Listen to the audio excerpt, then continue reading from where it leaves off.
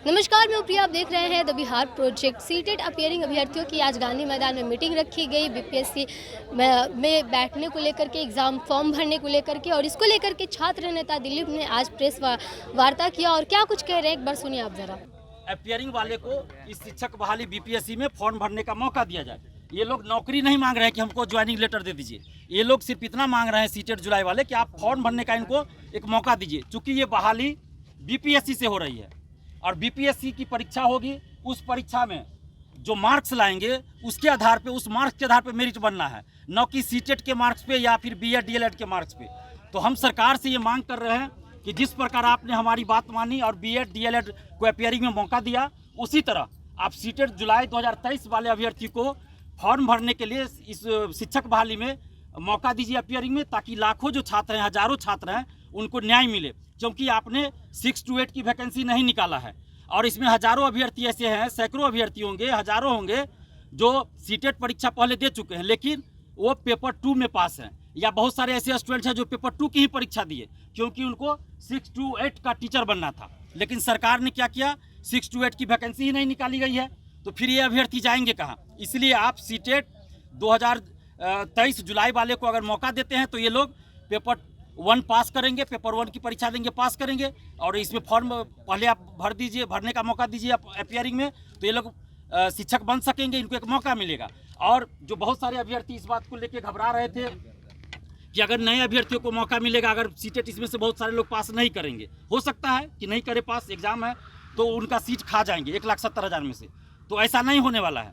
जब बीपीएससी से जब मेरिट बनेगा शिक्षकों के लिए, तो उस वो मेरिट तभी बनेगा ना जब अपियरिंग में जो लोग फॉर्म भरे होंगे, चाहे बीएड वाले भरे हों अपियरिंग में, डीएलएड वाले भरे हो या सीटेट वाले भरेंगे, तो अपियरिंग में जो भी फॉर्म भरेंगे तो मेरिट लिस्ट जारी इसी समय या उससे पहले या उसके बाद सबसे सर्टिफिकेट मांगा जाएगा ऑनलाइन। और जो लोग सर्टिफिकेट पास का नहीं जमा करेंगे सीटेट का या डीएलएड बीएड का, तो उन लोग का जो अभ्यर्थित्व है वैसे ही समाप्त हो जाएगा। तो सीट खाने की बात यहाँ नहीं है। इसलिए इसमें जो पुराने अभ्यर्थी है उनको घबराने की जरूरत नहीं है। मैं ये चीज़ कहना चाहता हूँ और सरकार से हाथ जोड़कर विनती है, नीतीश कुमार जी से खासकर, कि नीतीश कुमार जी आप महिलाओं की बात करते हैं, महिला उत्थान की बात करते हैं, आपने बहुत सारी योजनाएं चलाई महिलाओं के लिए, लेकिन आज जो महिला अभ्यर्थी, आप देखिए, मीडिया वाले बंधु दिखाइए कि महिला अभ्यर्थी शादीशुदा है, बाल बच्चेदार है, ये लोग इस कड़ी धूप में, 43-44 डिग्री टेम्परेचर होगा पटना का, उस कड़ी धूप में ये लोग खड़े हैं अपनी मांगों को लेकर कि हमको न्याय मिले। और ये लोग सिर्फ इतना कर रहे हैं कि इनको फॉर्म भरने का मौका सरकार दे दे। इसमें तो सरकार को कोई आपत्ति नहीं होना चाहिए। और सरकार से हाथ जोड़कर विनती कर रहे हैं, नीतीश कुमार जी से, तेजस्वी यादव जी से, कि आप इन अभ्यर्थियों को जो हजारों की संख्या में है, लाखों की संख्या में है, सीटेट जुलाई में अपियरिंग में फॉर्म भरने का मौका दीजिए। क्योंकि तेजस्वी यादव जी, आप युवाओं की बात करके सरकार में आए हैं, नीतीश कुमार जी आप महिलाओं की बात करते हैं, युवाओं की बात करते हैं, तो आज महिलाएं, बिहार की बेटियां सड़क पे हैं, इतनी कड़ी धूप में खड़ी हैं, तो उनके साथ आप न्याय कीजिए और सीटेट जुलाई 2023 वाले को अपियरिंग में आप फॉर्म भरने का मौका दीजिए। साथ ही सरकार की जो नियमावली है जिसमें कई खामियां हैं, उन खामियों को भी सरकार दूर करे। जैसे नियोजित शिक्षक को उन्होंने कह दिया कि हम एग्जाम लेंगे, 6 to 8 की आपने वैकेंसी नहीं निकाला, तो फिर आप 6 to 8 में प्रमोशन कहाँ से कीजिएगा। ये सारी बातें हैं। सब्जेक्ट कॉम्बिनेशन लेकर बातें हैं। बहुत सारे सब्जेक्ट हैं, जैसे म्यूजिक है, कुछ और सब्जेक्ट है जिनकी वैकेंसी नहीं आई है। तो इन सभी चीज़ों पे सरकार को गौर करना चाहिए और नियमावली में एक बार संशोधन करना चाहिए और सभी अभ्यर्थियों से बात करके एक बीच का रास्ता निकाल के, ताकि किसी भी अभ्यर्थियों को ये न लगे कि उनके साथ अन्याय हुआ। आप शिक्षक बहाली कर रहे हैं, आप जो है कोई सड़क छाप या गुंडों की बहाली नहीं कर रहे हैं कि जैसे तैसे आप ला दिए नियमावली। और अभी अपर शिक्षा सचिव का तबादला हुआ है, तो क्या दिखा रहा है? या तो वो शिक्षा सचिव सही से काम नहीं कर रहे थे या सही से काम कर रहे थे तो आपने हटा दिया, दो ही बात होगी।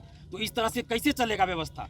आप नियमावली में संशोधन कीजिए, जो जरूरी है, जो सकारात्मक हो सकता है उसको संशोधन कीजिए और शिक्षक अभ्यर्थियों के साथ आप न्याय कीजिए। ये सरकार से हम हाथ जोड़कर विनती कर रहे हैं। हमें आंदोलन पे मजबूर मत कीजिए। इस कड़ी धूप में किसी को शौक नहीं होता है कि बाहर निकले, और हम आज घर से आए हैं इन अभ्यर्थियों के लिए। ये अभ्यर्थी धूप में 44 डिग्री टेम्परेचर में खड़े हैं अपने हक और अधिकार के लिए, कि सरकार सुने इनकी बात को, सरकार सुने। हम उनसे आग्रह कर रहे हैं, अगर सरकार नहीं सुनती है तो इन अभ्यर्थियों के पास आंदोलन के सिवा कोई रास्ता नहीं रहेगा।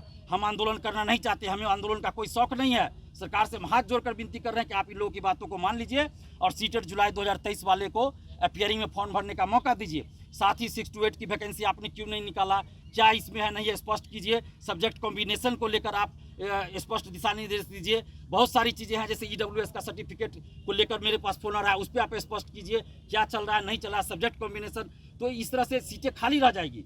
अगर सरकार की मंशा है कि 1,70,000 सीट हम भरे, तो सरकार सीटेट जुलाई वाले को मौका देना पड़ेगा, नहीं तो सीट खाली रह जाएगी।